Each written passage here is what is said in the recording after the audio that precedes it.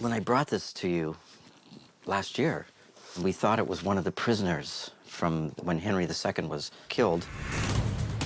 In 1559, King Henry suffered a severe head wound during a joust.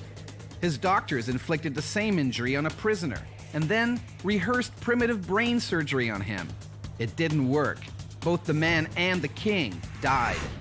Is this the face of that infamous prisoner? Dr. Philippe Charlier has the answer. In fact, the anatomical lesions which are here are not exactly the same as these of the French kings. So we do not have a prisoner here, right? So this is not a prisoner. Billy's disappointed, but Dr. Charlier hasn't finished his story.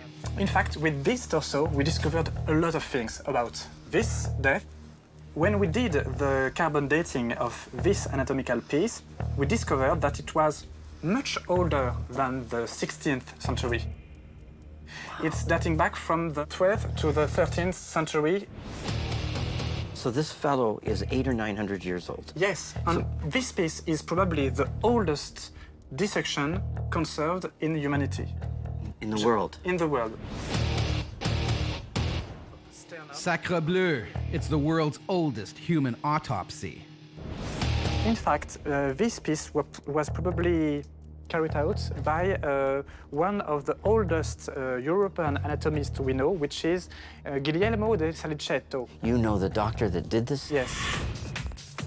Guglielmo di Salicetto, a medieval Italian doctor, made medical history when he learned how to inject a mixture of wax and mercury into a cadaver's arteries to preserve it for study. Yeah, it's just, I'm so shocked. I came in here expecting it to be possibly one of the prisoners, and now you're telling me, so there is no... It's much better. Yeah. It's much better. It's much more interesting for us. I can actually say this is the oldest autopsied person on the planet. Definitely, yes. Wow, that's amazing. Billy now owns a priceless piece of medical history. All's well that ends well in the wild world of treasure hunting. So far, this trip has cut both ways, but Billy still can't get the guillotine out of his head. You remember the ones that got away more than the ones you got.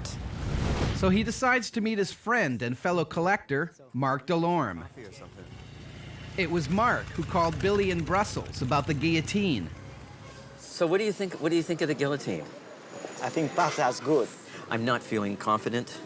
I'm not feeling a lot of confidence in it. Billy still thinks there's too much wrong and not enough right. This one came out of a bar. That came from a bar doesn't mean it's a fake or reproduction. Yeah.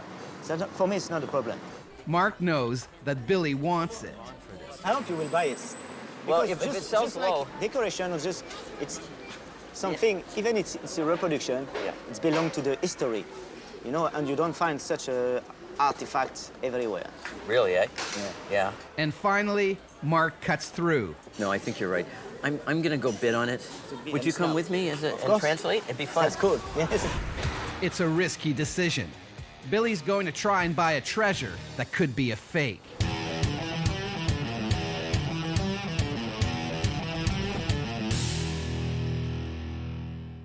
Billy Jamieson's been losing a lot of sleep over an 18th century guillotine. There's things about it I like, and there's things about it I don't like. But his friend Marc Delorme has convinced him to try and buy it. No, I think you're right. I'm gonna go bid on it. And at the auction house, things are heating up. This sale has caused a buzz. And that worries Billy. One of the things that could happen is that somebody is interested in a French guillotine, has way too much money, hasn't checked it out, hasn't inspected it, bids a fortune on this, and I won't have a chance of buying it. The other thing that could happen is that people realize it's not authentic, and I pay a low price for this based on the fact it's more of, it looks nice. I might go to 25, 30,000. If it goes any higher, Billy's out of the race. It's time for the auction to begin, and these buyers are ready to storm the gates.